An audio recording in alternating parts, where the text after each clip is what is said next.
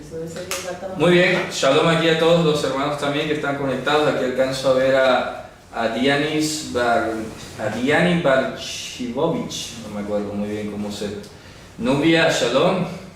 Ana y Celia, alcanzo a ver ahí. Saludos a los demás que no vean. Bien, bueno, Baruch Hashem. Vamos a ir a la carta a los Hebreos capítulo 5 y hacer un recuento. Voy a repasar, aunque ya lo sepan, rápidamente. La esencia de la carta que hemos venido viendo es que lo primero que establece el escritor es la superioridad y la distancia que hay entre Yehoshua y los mensajeros celestiales, los seres celestiales. Hay una gran distancia, empezando pues por el hecho de que los ángeles son criaturas, mientras que Yehoshua no es una creación. Eso lo vamos a terminar de ver hoy en este capítulo. Entonces, superior a los ángeles, no podía ser un ángel el que viniese a salvarnos. Dios no podía enviar a otro distinto de él. Ya habíamos hablado que Dios juró por sí mismo, no teniendo a alguien mayor por quien jurar, no podía enviar a otro. Por eso es que estamos hablando de la unicidad de Dios y de la corporeidad de Dios, desde el principio. ¿Okay? Luego vimos que era la imagen misma de esa sustancia, de ese grabado de la deidad. Vino aquí humillado, se humilló, ¿cierto? Fue disminuido, como citando el Salmo 8, fue disminuido, fue hecho circunstituido, o puesto en una condición inferior a la de un Elohim, sea un Elohim de los cielos o un Elohim de la tierra, porque ya aquí a esta altura, ya creo y espero, no sé, ustedes me dirán si lo recuerdo o no, los usos que tiene la palabra Elohim. Voy a decirlo brevemente porque de pronto hay alguien que me vaya a ver de nuevo por primera vez hoy y no se entere. Aquí hemos dicho que la palabra Elohim es polisémica, ¿no? Tiene muchos significados. Por un lado, tenemos el significado que asocia Elohim con los atributos de la deidad, destacándose entre ellos el amor. ¿Okay? Elohim asociado al amor.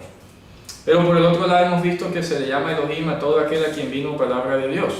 Eso va desde un ángel, un mensajero celestial, hasta un mensajero terrenal, un sumo sacerdote, un profeta, un juez o cualquier otra persona que Dios haya levantado, le haya hablado. Y aparte de que Elohim pues también en otros escenarios y se refiere a Dios en la plenitud de sus atributos. Entonces estamos diciendo que Él es superior a los mensajeros. No podía ser Él un mensajero el que viniese a salvarnos acá, como una criatura, que no fuera Él mismo.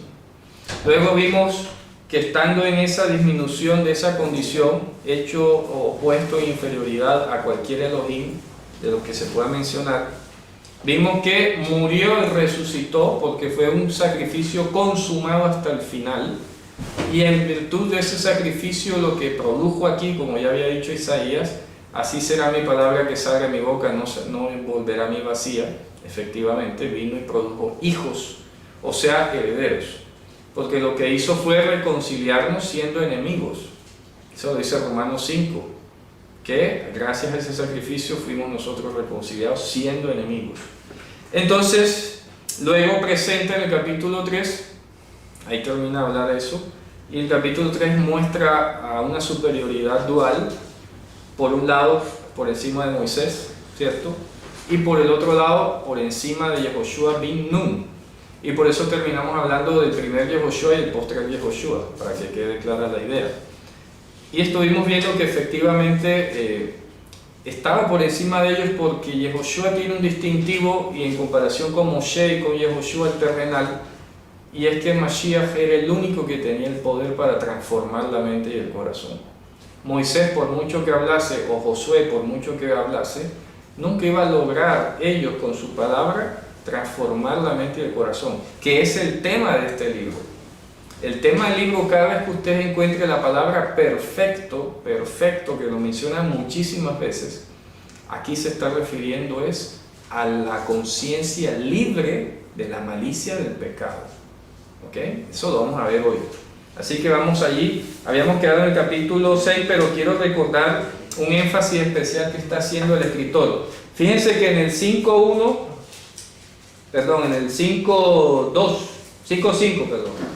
Está diciendo aquí que Yehoshua no se glorificó a sí mismo abusando de él, no, yo soy Dios y ahora voy a hacer lo que quiera, sino que se sometió a las reglas y a lo que Dios antes había prometido, o sea, lo que él había prometido, ¿cierto?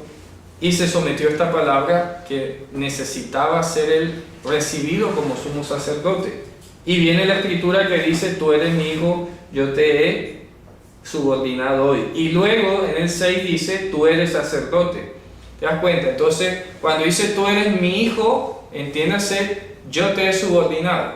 Está hablando de cuando vino. Y cuando dice tú eres sacerdote, Yehoshua no fue sacerdote aquí, cuando estuvo aquí en la tierra. Lo es cuando sube. Entonces mira cómo los dos versos hacen una interesante tesis. Es un típico drash. Un drash que estás tomando dos textos y estás formando una tesis. Entonces cuando viene al mundo, repito, le dice tú eres mi hijo, yo te subordiné. Pero cuando ya ha resucitado y traspasa los cielos, es el único que ha traspasado los cielos corpóreamente, más nadie. Entonces le dice la misma palabra, la misma profecía, le dice tú eres sacerdote para siempre según el orden de Melquisedec. Luego, entonces termina allí y mira cómo termina el capítulo 6 en el versículo 20. Entró por nosotros como precursor Yehoshua, ¿te das cuenta? Está hablando desde cuando resucitó.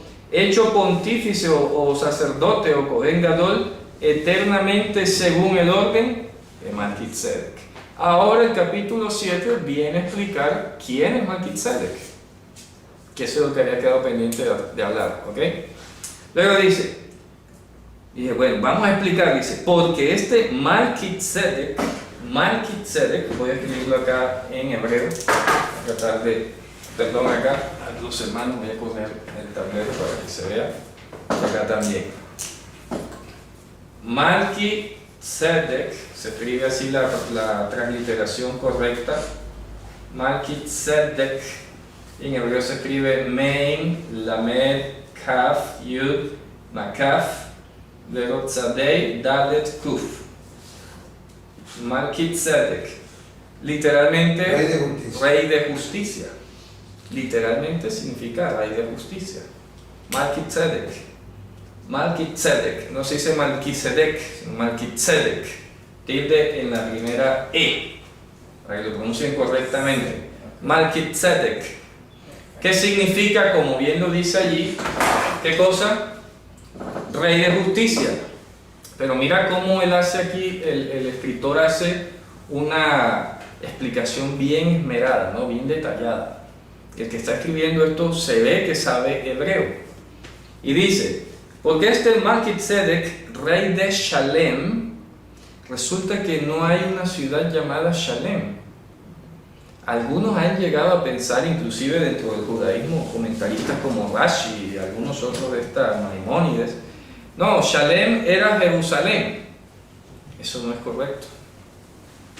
No existe una ciudad llamada Shalem en la Biblia. Así que, ¿qué ocurre allí? Resulta que el hebreo, y esto es para que, es que hay tantas cosas que decir a veces, y hoy que la gente lee y no termina de leer, hay que explicar. La lengua hebrea tiene dos ortografías, eso nada más pasa en hebreo. Una que se llama Ketiv Malé. Ketiv Malé significa que tú utilizas muchas consonantes para escribir una palabra. Y la otra que se llama Ketiv Haser significa que utilizas la menor cantidad de consonantes posible. En este caso, yo, si tengo las letras Shin, Lamed, Mein, allí para todos, para acá también, Shin, Lamed, Mein, y hagan de cuenta y tengan presente que la cámara graba al revés, porque hasta eso lo han dicho. No, que usted escribe al revés el hebreo, hombre. La gente no ve, no ve que estoy escribiendo al revés por la cámara, ¿cierto? Shin, Lamed, Mein. Esto se puede leer de muchísimas formas en hebreo según la vocal que yo le coloque. Voy a ponerle las diferentes vocales con colores para que se den cuenta de cuántas formas se puede leer estas tres letras. Si yo le pongo una I y una E aquí, se lee Shilem. Shilem. Si yo le coloco aquí una U y una A, se lee Shulam. Si yo le coloco aquí una A y una E, se lee Shalem. Si yo le quito la E y pongo una O acá, se lee Shalom. Las mismas tres letras se pueden leer como de 10 formas distintas. ¿Me explico? ¿Por qué? Porque así es la lengua hebrea. Entonces no me venga a decir alguien después allí en los comentarios, espero que vean el vídeo, y va a decir, no, este Shalom le faltó la Vav. No, porque Shalom se puede escribir sin Vav. Ejemplo, el nombre de Salomón se escribe sin ninguna Vav y se pronuncia Shlomo. Y aquí tenemos Shin, Lamed, Mem, He, y la O que está aquí es un Jolam Haser. Y esto está utilizando escritura o Ketiv Haser, escritura restringida, escritura carente, ¿ya? Ortografía privada de consonantes o reducida en consonantes. Mientras que la Malé es la que utiliza más consonantes. Entonces cualquiera me dirá, bueno, Shlomo se puede escribir con Vav así.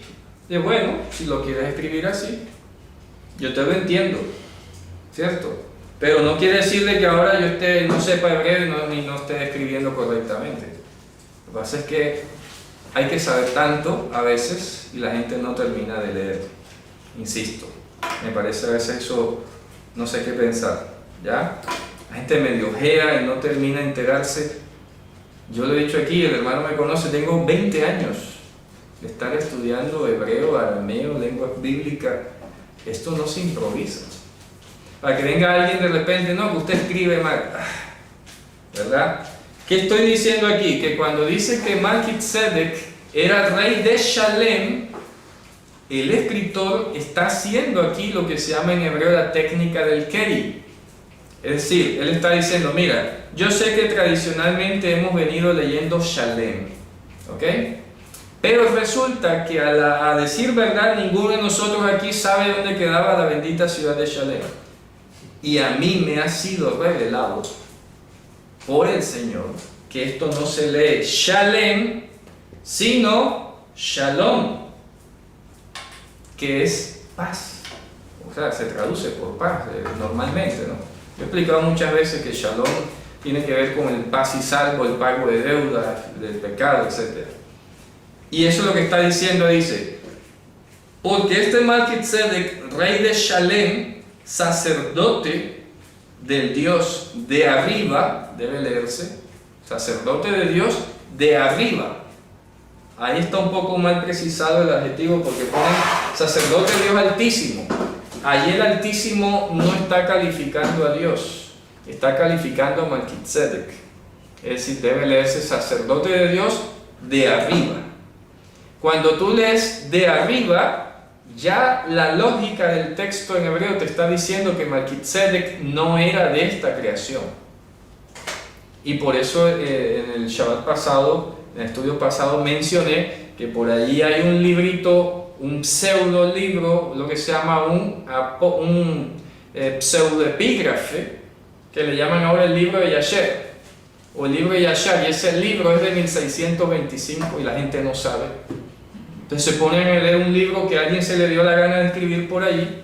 Es como que yo me ponga a escribir aquí un libro ahora y le pongo un título, el libro de Matusalén, y de 200 años más adelante lo encuentren. Uy, el libro de Matusalén lo escribí yo, ¿ya? Entonces este famosito libro de Yasher que hay por ahí es de 1625, lo escribió en Venecia. Entonces la gente, no, que aquí dice que Malkitzedek era Shem. Falso, venga y lea el Evangelio. ¿Ah? O le vas a creer más a ese libro que es un pseudoepígrafe a lo que está escrito aquí. ¿Ya? Ya yo he mencionado en algunos espacios que este fomento del desprecio por lo que está en griego es simplemente un caldo de cultivo para meter cualquier barbaridad. ¿Por qué? Porque este es el texto griego. Aquí yo les explicaba a algunos hermanos a través de internet. Aquí tenemos el texto griego con aparato crítico. ¿Ok? De aquí es donde debe salir una traducción, no de supuestos manuscritos hebreos y arameos que no existen.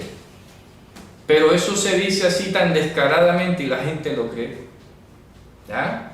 Yo te aseguro que si yo me dejara una barba gigante y me pusiera así en la pantalla, Rabí fulanito de tal, con un nombre super hebreo, la gente, no sé, yo sería como muy famoso.